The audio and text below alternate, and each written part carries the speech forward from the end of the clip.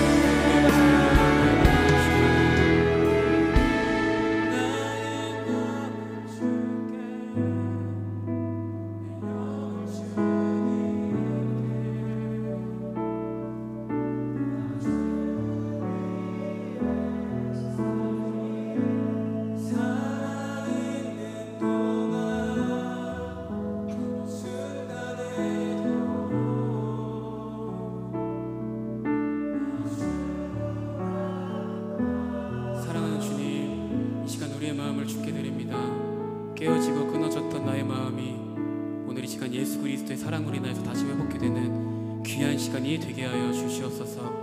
우리 예배 가운데 행하실 주님의 이름을 찬양합니다. 감사드리며 이 모든 말씀 살아계신 우리 주 예수 그리스도 이름으로 기도합니다. 아멘. 찬양받게 합당하신 주님께 감사와 찬양과 영광의 박수 올려드립니다.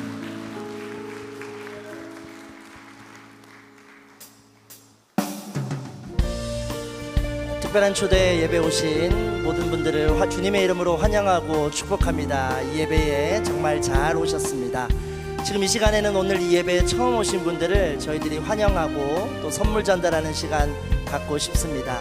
이 예배에 처음 오신 분 계시면 손을 들어서 표해 주시면 저희들이 축복하고 환영하도록 하겠습니다. 처음 오신 분 계실까요? 네, 1층 앞쪽에 계시네요. 박수로 환영하겠습니다. 잘 오셨습니다. 네, 또 처음 오신 분 계시면 손을 들어 표해 주시면 좋겠습니다. 모시고 오신 분이 손을 들어 주셔도 좋겠습니다.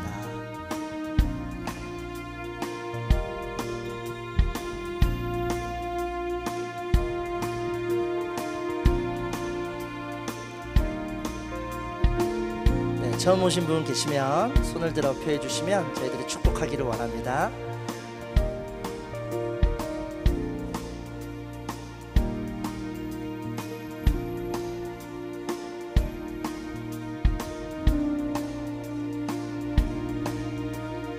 네, 오늘 처음 오신 분께서는 자리에서 한번 일어서 주시면 저희들이 찬양으로 축복하고 또 선물 전달하도록 하겠습니다. 너는 하나님의 사랑, 아름다운 하나님의 사랑, 나는 널 위해 기도하며 내 길을 축복할 거야. 너는 하나님의 선물, 사랑스러운 하나님의 열매, 주의 품에 꽃 피운 나무가 되어줘. 박수로 축복하겠습니다. 잘 오셨습니다. 네, 이 시간에는 저희가 한 번 더 축복하기를 원합니다. 5월은 가정의 달인데요, 이 시간에는 5월에 생일을 맞으신 분이 계시면 저희들이 함께 좀 축복하고 싶습니다. 5월달 생일 맞으신 분들 계시면 손을 들어서 표해 주시면 저희들이 선물 전달하고 싶습니다. 혹시 5월달 생일 맞으신 분 계실까요? 네, 1층 앞쪽에 계시네요. 박수로 축복하도록 하겠습니다. 또 5월달 생일 맞으신 분 계시면 네, 1층 뒤쪽에도 계시네요. 네, 축복합니다. 축하드립니다. 또 5월달 생일 맞으신 분 계시면은 손을 들어 주시기 바랍니다.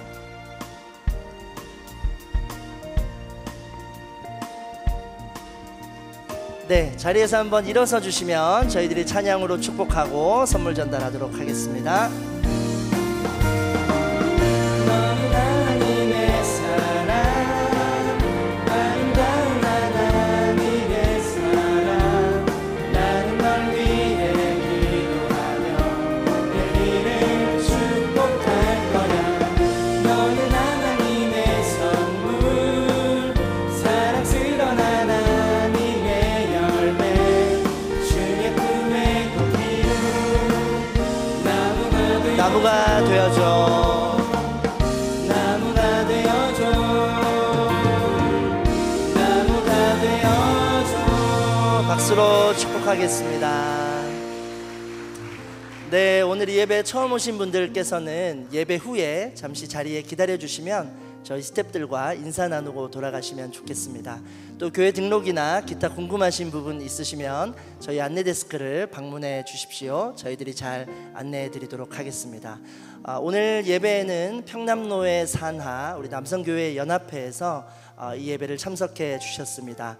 우리 이성진 회장님 외에 30분의 임원분들이 함께 참석해 주셨는데요, 이쪽에 자리하고 계십니다. 박수로 환영하도록 하겠습니다. 네, 잘 오셨습니다. 환영합니다. 네, 이어서 5월 주제 영상 보시고 다음 순서 진행하도록 하겠습니다.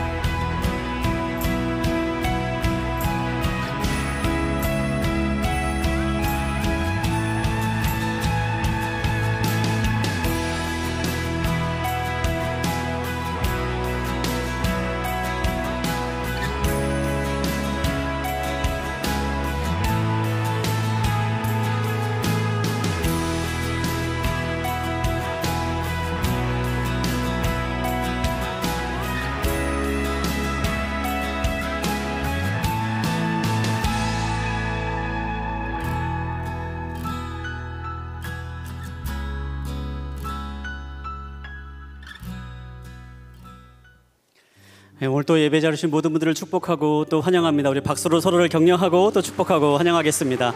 네, 잘 오셨습니다. 잘 오셨습니다. 네, 날씨가 너무 좋죠. 이렇게 날씨가 좋은 날 모든 유혹을 뿌리치고 예배 자리에 오신 모든 분들 정말 축복하고 환영합니다. 잘 오셨고요. 또 하나님께서 이 자리에 오신 모든 분들에게 하나님의 깊은 마음을 나눠주시고 또 그 마음을 품어가는 시간으로 가득 채워주실 줄 믿습니다. 저희가 이번 한 달 동안 사랑을 알다, 사랑을 배우다라는 주제를 가지고 함께 말씀을 나누고 있는데요. 이 사랑에 대한 주제로 말씀을 준비하면서 사랑이라는 것 참 우리가 많이 쓰는 말이지만 정말 사랑을 잘하는 게 얼마나 어려운 일인가라는 생각을 많이 해봅니다. 그래서 우리가 올 한 달 동안 말씀을 함께 나누면서요, 각 주제에 따라서 이 사랑에 대해서 알아가고 또 사랑을 또 배워가는 그러한 시간으로 이번 한 달을 꾸려가고 있습니다. 지난주에는 저희가 가정에 대해서 함께 말씀을 나눴죠. 오늘은 자녀, 부모의 사랑, 자녀의 사랑, 자녀에게 주는 부모님의 사랑에 대해서 함께 나누는 시간을 가지려고 하는데요. 오늘 또 귀한 강사분이 저희 예배 방문해 주셨습니다. 강사님들 소개하기 전에 먼저 말씀을 함께 읽고 또 강사님을 모시도록 하겠습니다. 오늘 함께 볼 말씀은 신명기 6장 6절부터 7절까지 있는 말씀입니다. 네, 신명기 6장 6절부터 7절까지 있는 말씀 우리 한 목소리로 함께 읽겠습니다. 시작. 내가 오늘 너희에게 주는 이 명령들을 내 마음에 새겨 너희 자녀들에게 잘 가르치되 너희가 집에 앉아 있을 때나 길을 걸을 때나 누울 때나 일어날 때 그들에게 말해 주라. 아멘. 네, 오늘 저희에게 귀한 말씀을 전해주실 강사님은요, 장로의 신학대학교에서 기독교 교육을 가르치고 계시는 신형섭 교수님이십니다. 신형섭 교수님께서 하나님의 말씀을 마음에 새기는 부모라는 제목으로 귀한 시간 함께 해주시겠습니다. 이 시간에 교수님 나오실 때 큰 사랑의 박수 또 축복의 박수 함께 해주시기 바랍니다.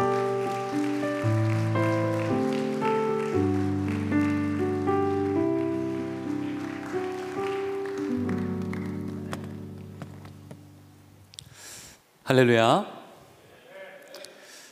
예배 자리에 나온 여러분들 심령 위에 말씀 듣는 중에 하늘로부터 임하시는 우리 주 예수 그리스도의 크신 은혜와 평강 넘치도록 함께 하기를 바랍니다.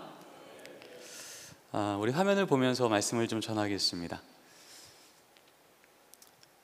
미국 퓨 리서치 센터에서요, OECD 국가 17개 국가를 대상으로 이런 질문을 했어요. 자신의 삶에 가장 중요한 게 뭡니까? 라고 물었어요. 그랬더니 대부분 나라들은 1위를 가정이라고 답했습니다. 미국, 영국, 일본, 독일, 싱가포르 모두입니다. 그런데 우리나라만 좀 다른 답이 나왔어요. 무엇이었을까요? 재물이었습니다. 좀 당황스러운 답이었어요. 여러분, 이게 우리 성인을 대상으로 물었던 질문인데 우리 아이들은 어떻게 답했을까요? 저는 겨울에 청소년 연합 집회 말씀을 전하러 갔어요. 저녁밥을 먹고 이제 예배 드리려고 올라가는 길에 그 옆에 앉아있는 우리 아이들이 있어서 제가 물었습니다. 얘들아, 너도 오늘 저녁 집회 끝나고 뭐 사주면 좋겠니? 중고등부 애들이고요, 전국에서 모였습니다. 예배 잘 드리고 저녁에 뭐 먹으면 좋을까? 애들이 뭐라 그럴까요? 그죠, 치킨이요, 피자요. 저도 뭐 그 정도 기대했거든요.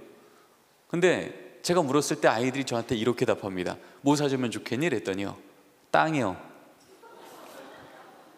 아파트요. 저는 너무 당황스러운 답 앞에 전 그냥 인사하고 지나가려고 했는데 지나갈 수가 없는 거예요. 지금 며칠째 하나님, 제 인생의 주인은 예수입니다, 하나님 내 삶의 주인이십니다, 이걸 고백하고 기도했던 애들이고요, 이제 몇 분 뒤면 그 예배를 또 드릴 애들인데 아이들이 저 땅만 있으면, 저 아파트만 있으면 내 인생 안전할 텐데 지금 그러고 있었습니다.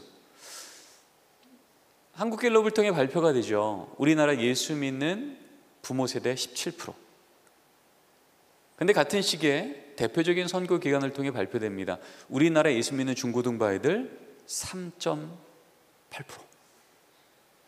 여러분 3.8%면 우리나라 중고등부 아이들 공교육 평균이 한 반에 24명이거든요. 24.1명이에요. 그러면 내 자녀 한 명 예수 믿으면 그 반에 예수 믿는 친구 몇 명 있는 거죠? 아무도 없는 거예요. 25명에 한 명 믿어야 4%잖아요. 여러분 지금 이 시대에 우리 다음 세대 아이들이 교회로 온다는 건 어떤 의미냐면요, 이 아이가 이번 주 교육을 포기해요? 그러면 그 반에 예수 믿는 세대가 끊어지는 거예요. 이 아이 한 명이 교회 와서 예배를 드리고 하나님, 제가 하나님 자녀로 살겠습니다 결단하고 월요일 학교를 가요? 다시 그 반에 예수 믿는 세대가 연결되어지는 거예요. 여러분 그래서 지금 우리 다음 세대 아이들 한 명 한 명은요 결코 숫자로 셀 수 있는 아이들이 아닌 거예요. 여러분 그럼에도 불구하고 여전히 우리에게 소망이 있는 이유는 뭘까요? 여러분 아시죠? 그 큰 바다가 늘 더러운 물이 들어오고 정화시설 하나 없을지라도 그 바다가 늘 신선한 이유는요, 3%가 약간 넘는 오가야 소금이 살아있어서. 아무리 우리 다음 세대가 3.8%, 이 시대 가운데 미전도 종족 수준으로 바닥치고 얼룩지고 위축됐을지라도 여러분 우리에게 맡긴 이 다음 세대 아이들이 말씀의 소금으로 다시 살아난다면 하나님 이 시대를 다시 생명의 바다로, 부흥의 파도로 바꿔낼 것을 믿습니다. 이 믿음 있게 우리는 지금 다음 세대가 무너지고 있다는 소망 가운데서도 여전히 하나님 앞에서 믿음을 갖고 기도할 수 있고 우리 가정을 통해 나를 통해 그 위대한 일이 일어날 것을 꿈꿀 수 있는 겁니다.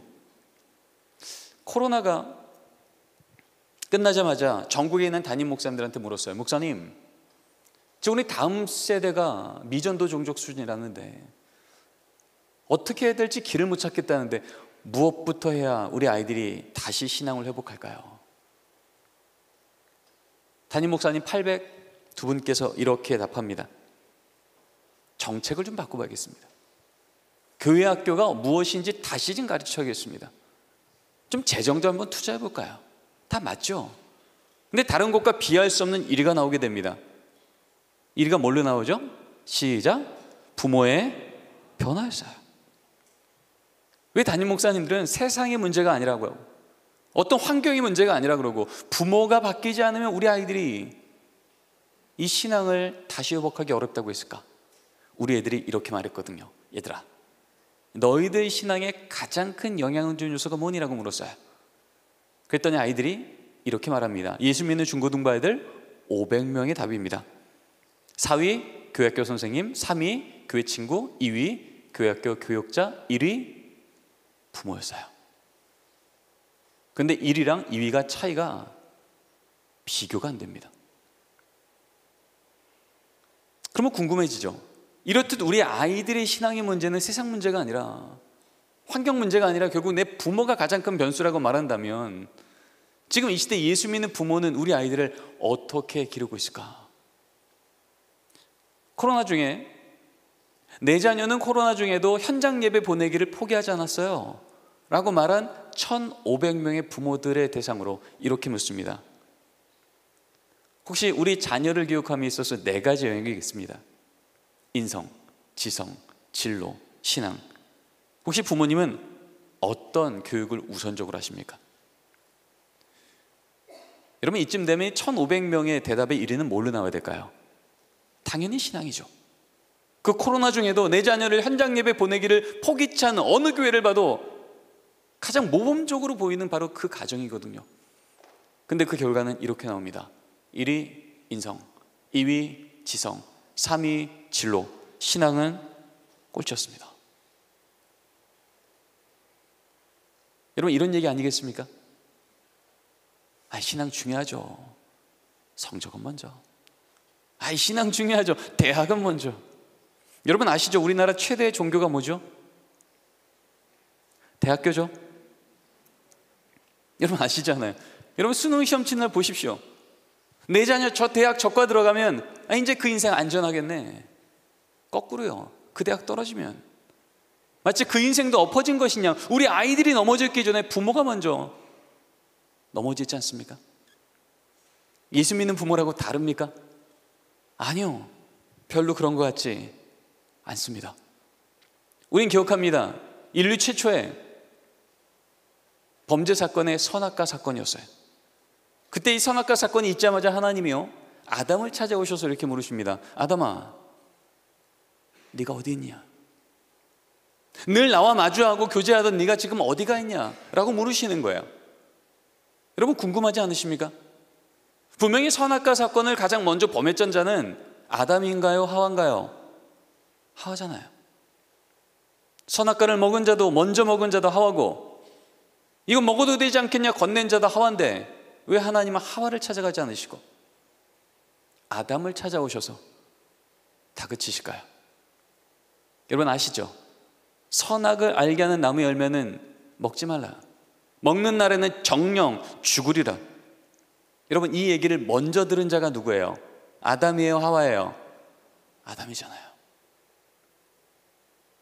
하나님은요, 먼저 범죄한 자에게 따지지 않으시고요, 먼저 말씀 맡은 자에게 물으시는 거예요. 지금 우리 다음 세대가 3.8% 바닥치고 있을 때 여러분 어떨 것 같으세요? 하나님 우리 다음 세대에 찾아가셔서 너희들 왜 그렇게 엎어져 있니라고 묻겠습니까? 아니면 먼저 말씀 맡은 자의 부모 세대에게 오셔서 너희 자녀는 지금 어디 있냐고 묻겠습니까? 우리 부모 세대 아니겠습니까? 성경은 너무나도 일관적으로 이렇게 말합니다. 같이 한번 읽습니다. 시작.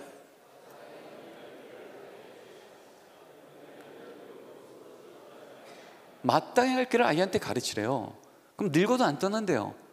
여러분 우리 한국교회 다음 세대 아이들이 왜 자꾸 교회를 떠날까요? 안 가르치니까 떠나는 겁니다. 하나님 말씀이 언약하셨잖아요. 가르치면 안 떠난다고요. 가르치는 건 부모의 책임이요, 안 떠나게 하는 건 하나님의 언약인데 지금 우리 아이들이 떠나는 이유는요, 안 가르치니까. 여러분 여기서 말하는 이 길을 가르친다는 말이 어떤 지식을 알려주고 교리를 알려주고 정보를 알려주라는 얘기겠습니까? 아니요. 이 문장의 원어인 히브리 원어를 들어가 보면 이 문장은 이렇게 해석이 됩니다. 삶의 방식을 보여주라. 어떤 삶의 방식이요? 하나님을 알지 못하는 자에게선 도대체 안 보이는, 하나님을 아는 부모를 통해서 보이는 삶의 방식이요, way of living이요, 위기가 오면 무릎 꿇어 하나님께 기도하는 걸 자녀에게 보이고, 감사한 일이 생기면 너 똑똑하다, 너 잘했다가 아니라 너에게 지혜 주신 하나님, 너를 인도하신 하나님, 그분을 찬양하자. 찬송소리가 문지방을 넘어가는 가정. 그렇게 무릎 꿇고 기도했더니 하나님의 때가 됐을 때 하나님이 아닌 건 설명할 수 없는 기적 같은 사건이 우리 가정 가운데 임하면, 그때부터 이 사건을 보는 자녀에게 이 하나님은 귀로 듣던 교리 하나님이 아니라 내 눈으로 보는 살아있는 하나님이 될 줄 믿습니다. 어려서부터 이걸 보아왔던 이 자녀들은요, 위기가 오면 나도 모르게 무릎 꿇어 기도하는 청년 세대가 되며, 하나님이 아무리 복에 복을 주어도 저 복이 우상되지 않을 것을 아셨기에 넘치도록 계속 그 삶을 복 주신 하나님, 그분이 우리 하나님이신 줄 믿습니다. 여러분 그래서 오늘 말씀은 우리에게 이렇게 말씀하시는 거예요. 다시 한번 읽겠습니다. 시작.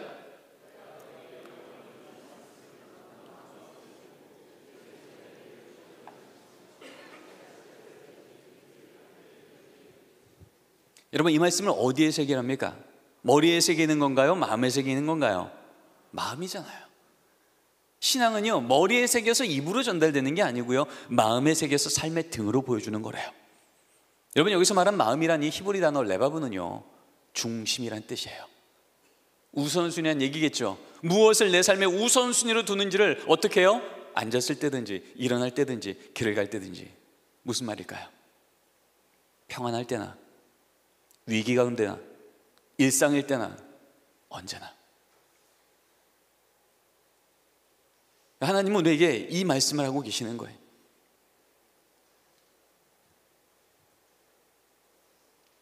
우리는 우리 자녀들이 어려움을 겪을 때 그 자녀를 위해서 새벽기도 나와서 열심히 기도하기도 합니다.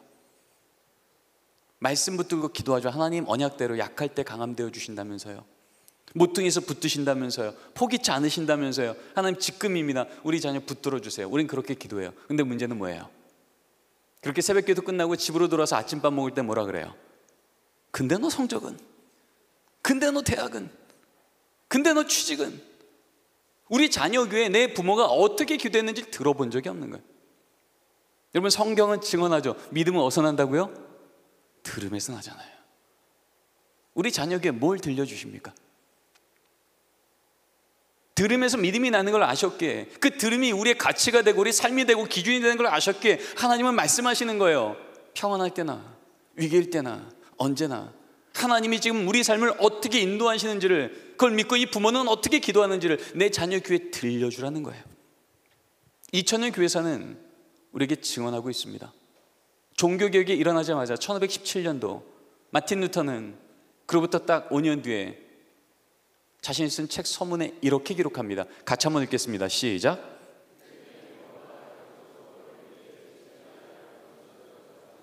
믿음의 부모가 누군가의 영적 책임을 질 때 가장 우선순위는 내 자녀라는 거야. 그거 잊지 말라는 거야. 그 수많은 이 땅에 있는 사람들 중에 내 자녀 옆에 딱 붙어주시며 그 삶을 하나님께서 함께 하신다고, 세상이 흔들려도 세상을 붙드시는 하나님이 너와 함께 하시면 안전하다고 말할 수 있는 한 사람이 있다면 누굴까요? 먼저 하나님을 만난 이 부모라는 거예요.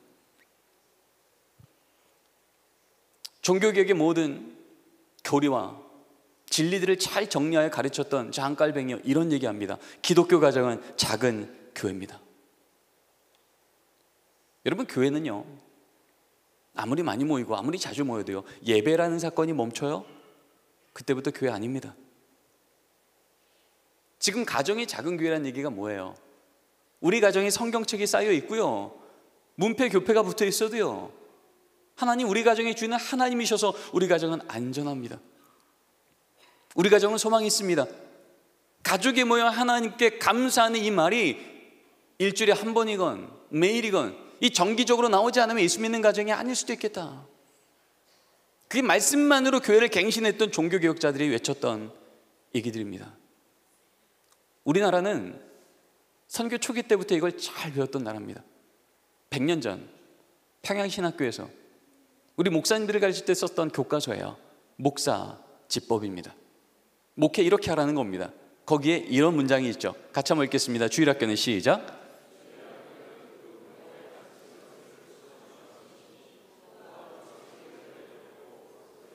주일학교는 부모가 가르치는 것을 보충하는 거래요.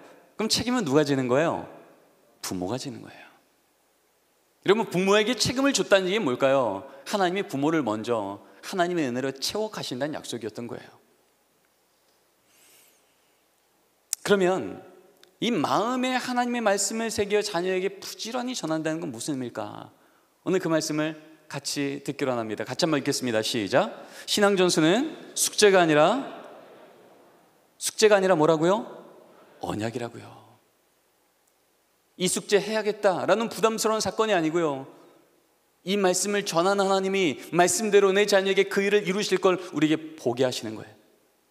오늘 주신 말씀 다시 한번 읽을게요. 시작. 내가 내게 명하는 이 말씀을 너는 마음에 새기고. 여러분, 이 말씀이란 이 말씀이 뭘까요? 여러분, 이 신명기 말씀이 선언될 때는 이런 성경책 없었잖아요. 그럼 여기서 말하는 이 말씀이 뭐예요? 지금 이 말을 듣고 있는 이스라엘 백성들은요, 출애굽해서 40년간 광야를 거쳐온 자들이에요. 모압 평지 앞에서 이제 요단강만 건너면 가나안 땅 들어가기 바로 전이라고요. 근데 하나님이 바로 그 부모들을 대상으로 지금 이 얘기한 거예요. 그러니까 여기서 말하는 이 말씀이라는 얘기는 뭐냐면 40년 전 내 눈앞에서 바로의 무릎을 꿇리셨고, 홍해를 마른 땅처럼 건너가게 하셨고, 눈만 들면 구름기둥 불기둥을 통해서 하나님이 나와 동행하는 것을 경험케 하셨고, 아침마다 만나 메추라기를 먹이셔서 40년을 걸어가는 동안 경작하지 않을지라도 줄이지 않고 발이 부르트지 않게 하셨던 하나님. 여기서 말하는 이 말씀이란 말은요, 누가 뭐래도 하나님은 내게 살아있던 그 하나님이 하셨던 그 하나님의 말씀, 그 하나님의 언약, 이걸 얘기하는 거였어요. 이걸 내 자녀한테 부지런히 전하라는 거예요. 여러분, 그러면 내가 경험했던 그 살아있는 하나님, 손 들면 저 아말렉과의 전투를 이기고 손 내리면 지는 그 살아있는 하나님을 평생 경험했던 이것을 내 자녀한테 전할 때 이게 숙제겠습니까? 아니면 소망이겠습니까? 당연히 소망이죠. 이 부모 세대의 삶을 한 번도 포기치 않으시고 신실하게 인도하신 그 하나님, 그 하나님 이런 분이셔라고 얘기하는 건 숙제가 아니고요, 소망이라는 겁니다. 몇 년 전 제 막내가요, 초등학교 5학년 때의 일입니다. 오랫동안 저금을 해서 장난감 하나를 샀습니다. 그 장난감이 바로 어벤져스 헐크버스터였습니다. 이렇게 봐서 크기를 잘 모르시겠지만 1000피스가 넘는 제법 큰 장난감이었습니다. 평소에는 제가 집에 오면 문 열 때부터 제 아들이 복도에서 달려와요. 인사를 하고 기뻐하고, 저도 참 즐거운 시간이에요. 그런데 저 장난감이 저희 집에 임재한 이후부터는요, 제 아들이 문 열어도 응답이 없어요. 거의 한 3일 4일 동안 저 장난감 만드느라고 자기 방 들어가서 밥 먹는 시간 외에는 나오질 않으세요. 그러다가 한 3, 4일 만에 장난감을 다 만들었습니다. 그랬더니 이 장난감을 저희 거실에 가장 중간에 제법 높은 곳에 얹어놓고요, 아침 저녁으로 묵상을 하기 시작하네요. 어떨 때 그 앞에서 찬양도 하시고요, 저를 불러다가 간증도 하십니다. 아빠, 여기 얼굴을 뜨면 이 안에 또 로봇가 있어. 멋지지? 제가 이 장난감을 이 아들이 얼마나 좋아하는지를 제가 며칠간 알게 됐던 거죠. 사건은 그로부터 며칠 뒤에 일어났습니다. 제가 아침에 출근을 하려고 아침에 수업 시간에 생각한 것보다 조금 늦어서 제가 급히 양복 옷을 입느라고 손을 이렇게 올렸는데 제 오른쪽 팔끝이요, 저 어벤져스 헐크버스터 머리를 툭 건드린 거예요.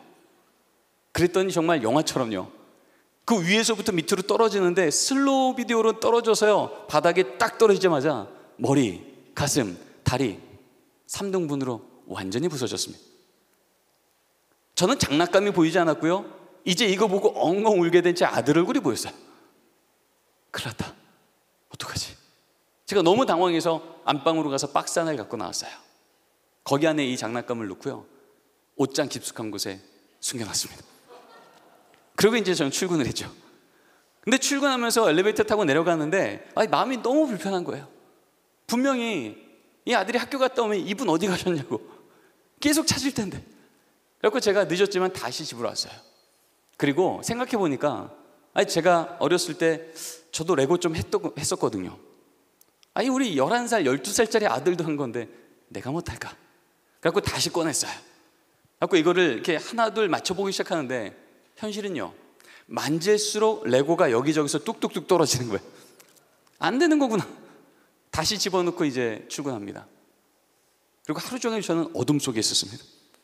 이 아들이 저녁에 와서 이거 따지면 어떡할까? 길이 안 보이는 거예요. 그러다 생각했습니다. 할 수 없다, 솔직하게 하자.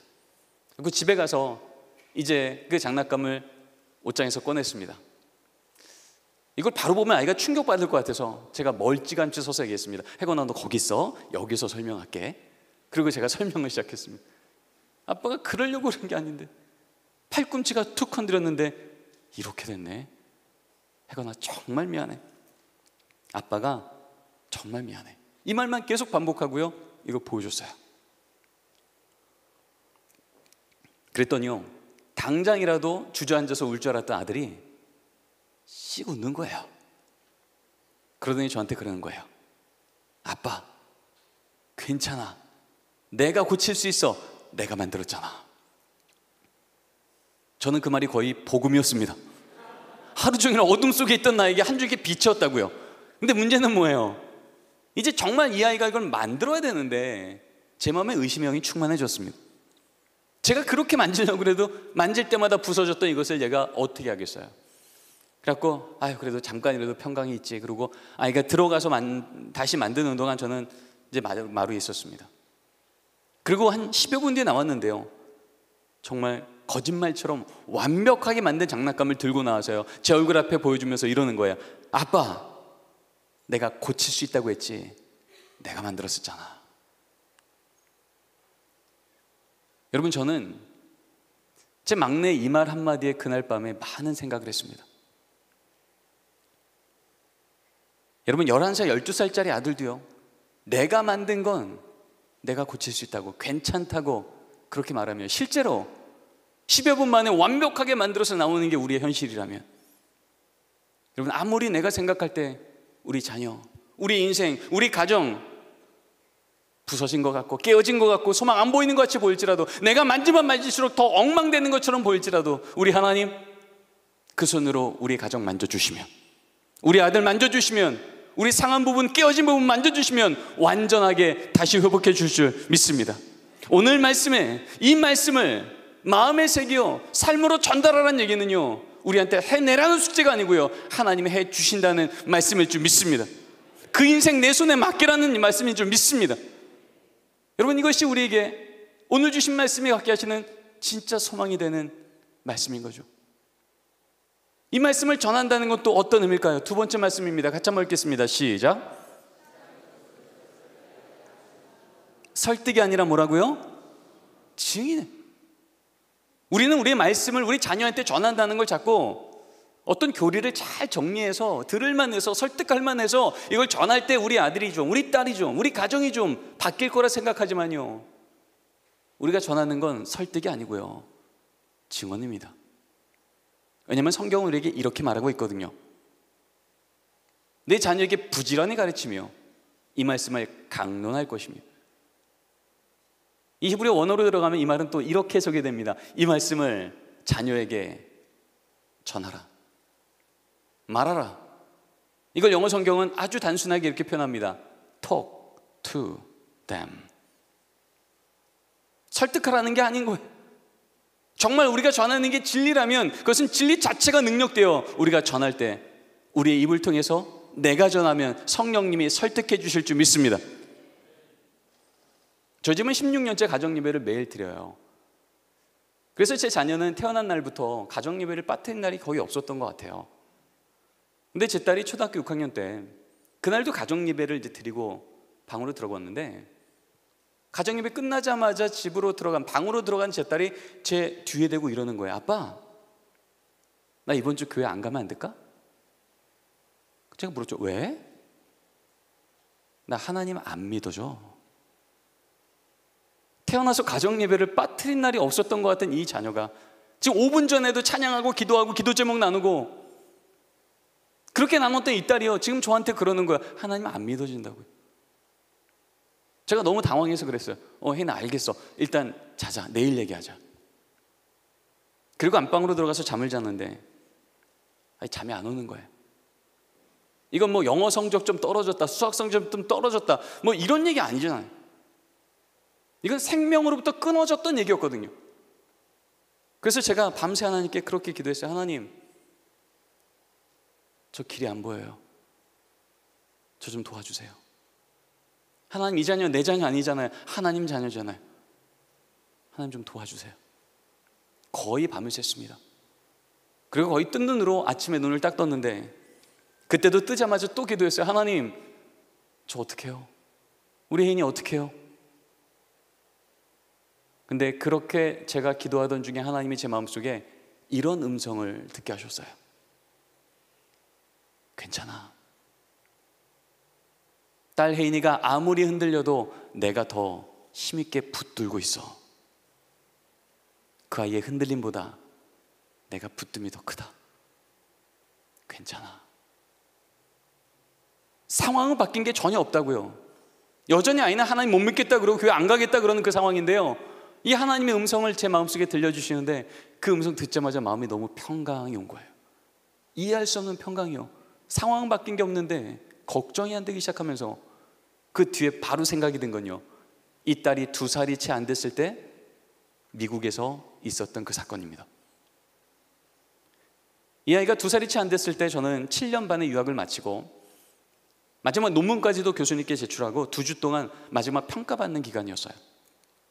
그럼 오랜만에 제가 할 일이 없어져서 저랑 같이 유학하던 목사님께 그랬어요. 목사님, 오늘 저녁에 좀 우리 저녁도 같이 먹고 한국교 얘기도 나누고 유학했던 얘기도 나누고 좀 그런 시간을 가지면 어떨까요?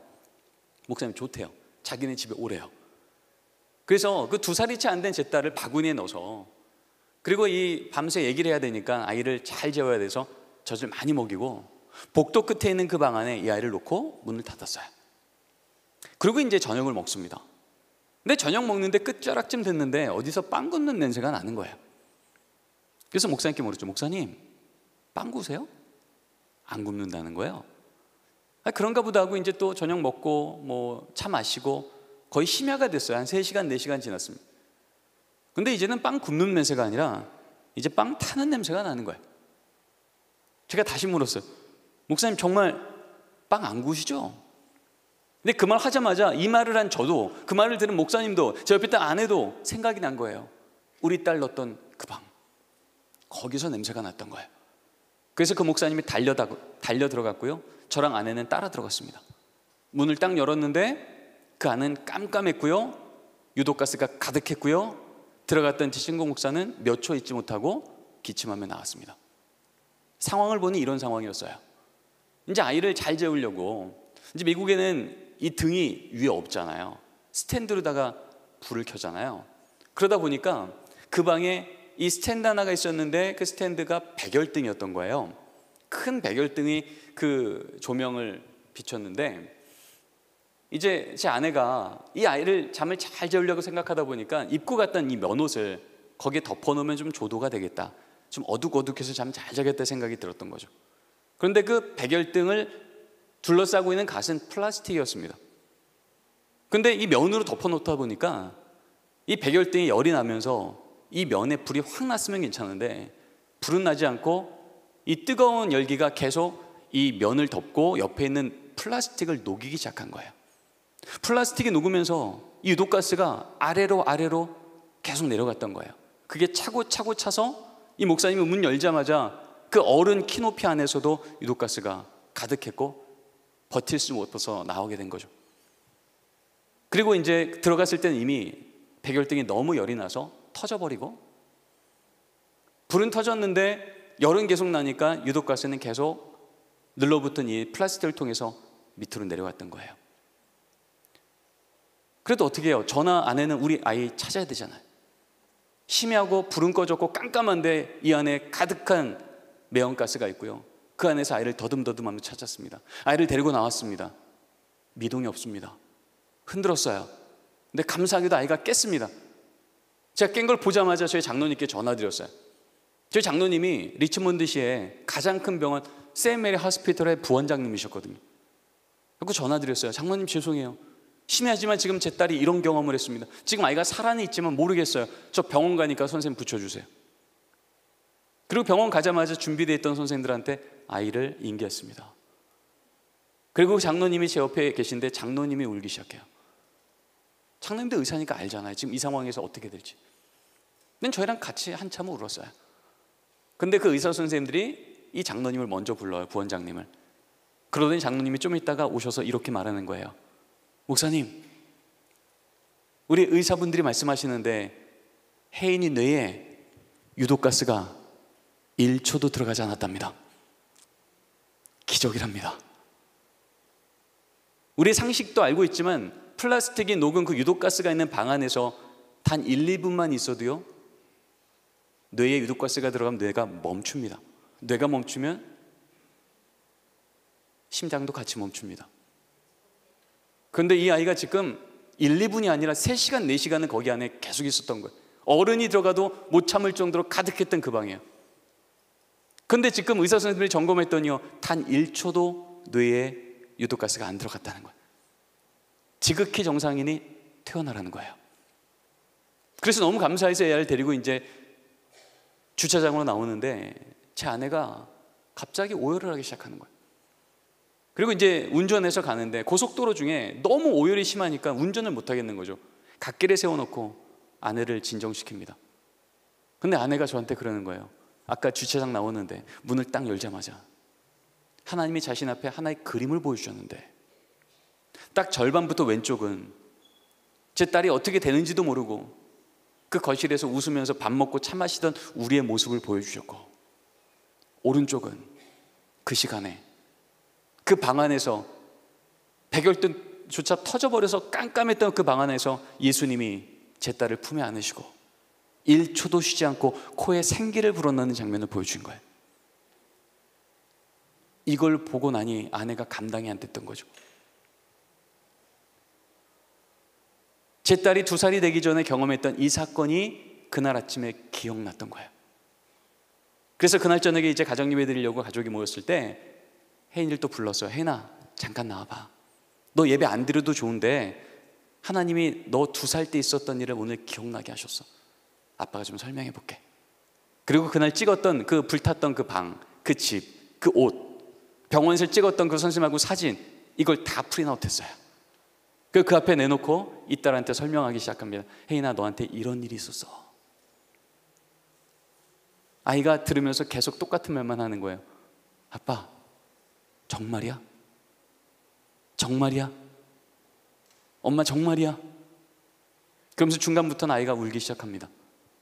그런데 이야기가 다 끝나고 나니까 저한테 그러는 거예요. 아빠, 나 어떡해? 나 하나님한테 너무 죄송해서 어떡해?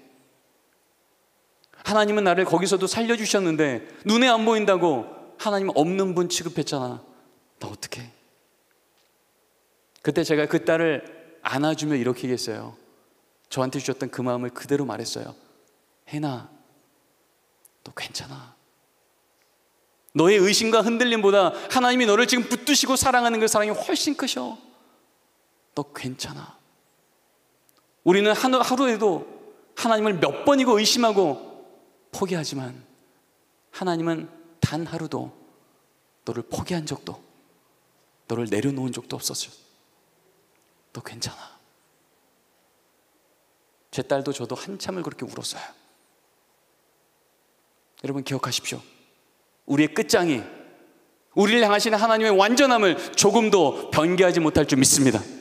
아무리 흔들려도 하나님 우리 결코 포기치 않으시며, 넘어지면 넘어진 것보다 더 큰 힘으로 다시 자녀를 일으키시는 하나님의 그 사랑이 이 가정의 달, 우리 가정과 우리 자녀와 우리가 속한 그 공동체를 나를 통하여 다시금 그렇게 살려내시겠다고, 설득하지 말고 내가 만난 그 하나님을 증언하라고 말씀하시는 하나님, 우리를 통해 그 일을 행하실 줄 믿습니다. 우리는 종종 기도합니다. 하나님, 우리 아들도 좀 강하게 해주세요. 우리 딸의 지혜를요, 우리 자녀의 삶을요, 공부를요, 취직을요, 일상을요 좀 강하게 해주세요. 그럴 때마다 하나님은요 우리에게 이렇게 말씀하십니다.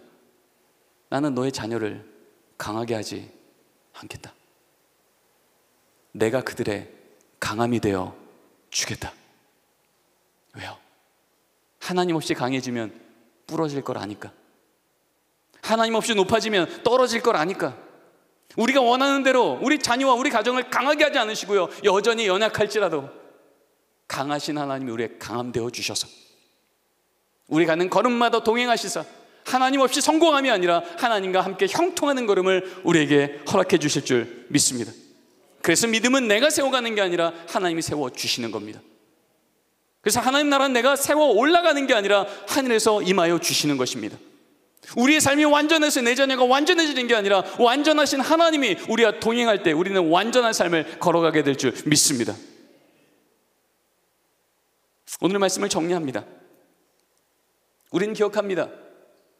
이스라엘 백성들이 모여서 하나님이 여기까지 우리를 도우셨다, 그 하나님을 경험한 그 부모 세대가 그 자녀 세대와 함께 그렇게 모여서 에베네셀 도움의 돌을 고백하며 모였을 때, 그때 성경은 증언합니다. 그날부로 여호와의 손이 블레셋으로부터 이스라엘을 막으심에 그들에게 빼앗겼던 땅을 도로 찾게 하셨고, 그날 하늘로부터 하늘의 평강이 그들 가운데 임하였다고요. 여러분, 우리 자녀의 신앙이 흔들리건 심지어 하나님을 거부하건 상관없습니다. 하나님은 그들을 여전히 붙들고 있을 줄 믿습니다. 그리고 우리를 통하여, 그 하나님과 연결되어 있는 우리를 통하여 말씀하시는 거예요. 모여서 내가 만난 하나님을 오늘도 일주일에 한 번이건 매일이건 내게 하나님이 이런 분이라고 증언하기 시작할 때, 우리 하나님 그 말씀 앞에 순종하는 우리를 통하여, 여기까지 하나님이 날 도우셨다는 고백을 통하여 그날부로 여호와의 손이 세상으로부터 우리 자녀와 우리 가족을 보호하시며, 세상에 함부로 빼앗겼던 우리 자녀의 관계의 땅, 재정의 땅, 믿음의 땅, 상황의 땅을 다시 회복하게 도우시며, 그날부로 하나님만 주시는 평강이 우리 가정 가운데 임하게 될 줄 믿습니다. 여러분이 가정의 달, 우리 자녀와 우리 가정과 우리 부모님, 그 사랑하는 부모님들을 우리에게 맡기시며 우리에게 오늘도 주신 말씀은요, 내가 만난 하나님을 증언하라는 거예요. 나를 회복하셨던 하나님, 날 치유하셨던 하나님, 날 다시 일으키셨던 하나님, 역전의 하나님, 그 하나님이 사랑하는 그 가족들에게도 동일하게 역사할 줄 믿습니다. 우리 옆에 있는 분들에게 이렇게 한번 고백하기로 합니다. 신앙 전수는 숙제가 아니라 언약입니다. 한 번만 더 고백할까요? 하나님은 우리 가정을 여전히 붙들고 계십니다.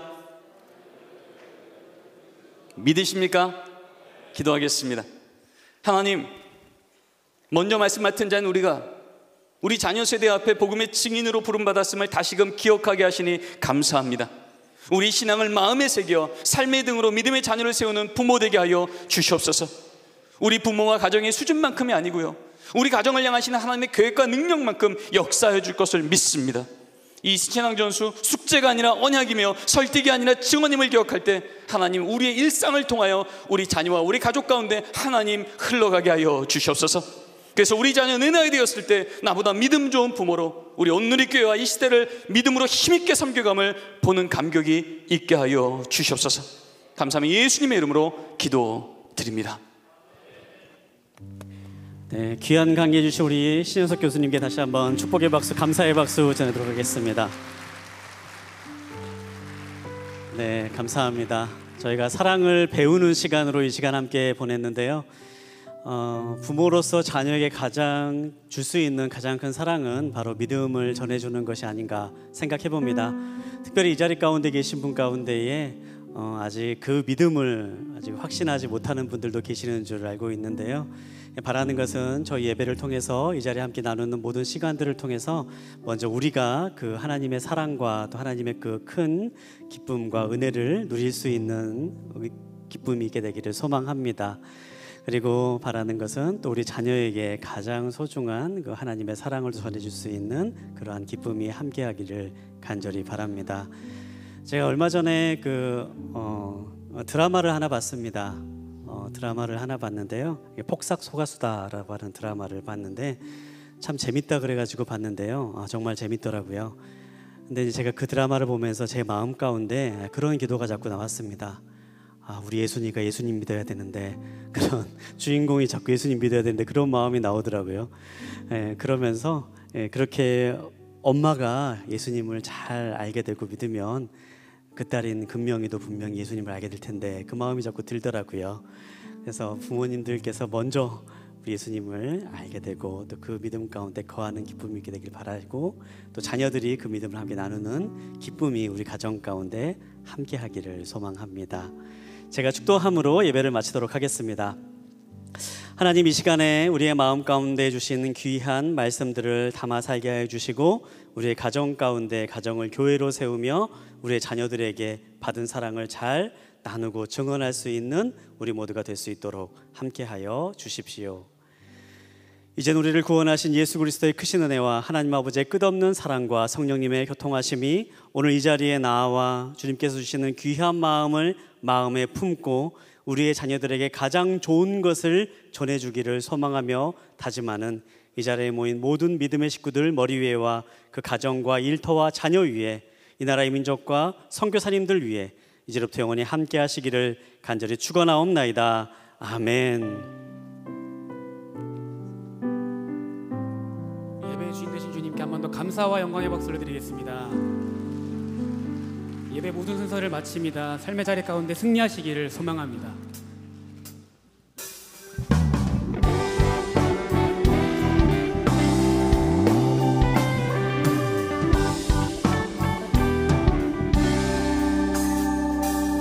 주를 찾는 모든 자들이 주로 말미암아 기뻐하고 즐거워하게 하시며 주의 구원을 사랑하는 자들이 항상 말하기를 하나님은 위대하시다 하게 하소서. 주를 찾는 모든 자들이 주로 말미암아 기뻐하고 즐거워하게 하시며 주의 구원을 사랑하는 자들이 항상 말하기를 하나님은 위대하시다